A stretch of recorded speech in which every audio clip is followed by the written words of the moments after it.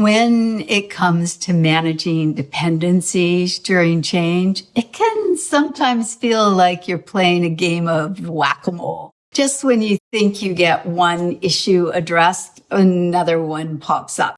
And that's because not all of the dependencies in a change initiative are easy to see. Some are obvious, like your software implementations, your training schedule, your budgets, your timelines. But others are hidden dependencies, things like beliefs, assumptions, current work capacity, competing priorities. They all sit below the waterline of your change initiative, and yet they shape adoption. So in this video, I want to explore 4 common pitfalls that make it harder to manage your change dependency and how taking a holistic view helps you identify the true dependencies and create sustainable adoption. When we talk about dependencies, often project tasks come to mind. This must happen before that can happen. The software needs to be configured before people can be trained on it. The new process needs to be written and approved before it can be communicated and implemented in the organizations. These are all real dependencies. But in organizational change, your dependencies can go beyond the tasks or the sequencing of very specific concrete tasks. They include the relationships and interactions among those tasks, change recipients' beliefs about the change, current work, capacity, decision-making, and readiness for change. That means that dependency management during change is not just a project management activity.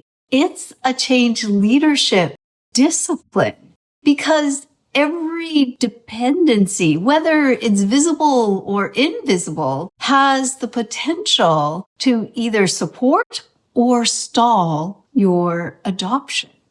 So let's look at the pitfalls. Pitfall number 1, managing the event and missing the white space. Every change has 2 dimensions. There is the event. That's the decision to change. This is the visible part of the change, and it includes the things we usually think about and plan and track for when implementing change. Things like your new system, the training, the communication plan, the process map, or the go live day. Those dependencies matter, but they only account for one of the dimensions of the change. Below the waterline is the white space. And this white space is where we interpret what the change means, how it will affect our work, whether we have the capacity to take it on, and whether we even believe that the organization's serious and that the change will last. It's also where beliefs, assumptions, workload, informal practices, and our past experiences with change shape our readiness for the change. So if you're only managing the event, it's easy to miss the dependencies that live in the white space. For example, training. Training may be scheduled and delivered on time. But if people don't understand why the change matters, how that training connects with their current work, or what they need to stop doing to adopt the new way, the change can still stall. Pitfall number 2, treating each change as an isolated event. Your organization, like most, probably has more than one change happening at a time. You've got strategic initiatives, operational improvements, maybe technology upgrades, client demands, staffing pressures, performance goals, and all of what's required just to keep your business running day to day. So one of the most important questions for you to ask when you're launching a new initiative is, what else are people expected to do or continue to do while adopting this change? Because the dependency may not be included in your project plan. It may sit in the operational environment or with people's underlying beliefs. Your team may support the change in principle, but if they don't have the capacity to absorb it while maintaining daily operations, your change can still stall out. Or if your change requires a behavior that appears in conflict with another initiative, your change could stall. So when you don't consider the broader environment and relationships and interrelationships, it's easy to misinterpret delays or avoidance as resistance to change. But that's not what's happening.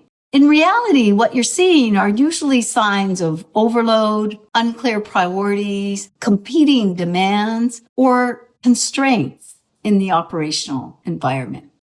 Pitfall number 3, managing dependencies reactively. This is where change really starts to feel like whack-a-mole. A training issue appears, so you address the training issue. Then a communication gap shows up, so you fill that gap. Then a change recipient concern, then a workload issue, and on it goes. Each issue is real and important, but if you're only responding to what pops up, then it's easy to miss the pattern underneath it. When you use the readiness mindset approach, you ask different questions. You ask, what is the connection between this change and other changes in the organization? And you ask, what needs to be true in the operating environment for this change to be adopted sustainably? Pitfall number 4, ignoring human and behavioral dependencies. Every organizational change is individual change. It depends on people doing something different. It might mean using a new system, following a new process, making different decisions, collaborating differently, or letting go of a familiar routine. And all of those behaviors have dependencies. People need time, clarity, and capacity to adopt new behaviors. They need to understand the intended outcome of the change and how it connects to their work and the way they do it today. They may also need to unlearn something that has been rewarded, expected, or normalized for years. When your focus is only on the technical or structural dependencies, it's easy to miss the behavioral ones. And that can slow down or stall adoption because what's needed for building the level of readiness is not being addressed. So what can you do to avoid or reduce the impact of these pitfalls? First, recognize that every change, regardless of its size, will send ripples through your organization, and apply a holistic systems approach to your planning. Start with 3 questions. Question number 1, where does this change interact, conflict, or connect with other changes in the organization? Number 2, where might this change collide with current work, beliefs, capacities, or other priorities? And finally, and maybe most importantly, what needs to be true for people to adopt this change in a sustainable way? These questions shift dependency management from a task tracking exercise to a readiness building practice.